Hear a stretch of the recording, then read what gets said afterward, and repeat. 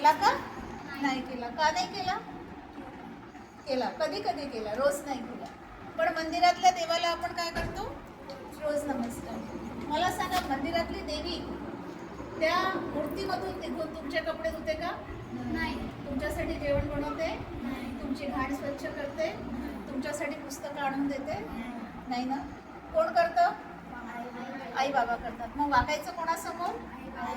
सर्वात आधी देवाने सुद्धा म्हटलंय की प्रत्येक घरात मी जाऊ शकत नाही, म्हणून मी आईच्या रूपामध्ये एक देव, वडिलांच्या रूपामध्ये एक देव प्रत्येक घरामध्ये स्थापित केला आहे. आणि जो मुलगा आई वडिलांचा आशीर्वाद घेऊन घराच्या बाहेर निघतो, तो जीवनामध्ये कधीच फेल होत नाही, तो जीवनामध्ये कधीच मागे येत नाही. म्हणून नेहमी आपल्या आईबाबांना नमस्कार करायला पाहिजे, नेहमी घरातल्या देवाला नमस्कार केला पाहिजे, नेहमी आपल्या आजी आजोबांना नमस्कार केला पाहिजे. आपण करतो का?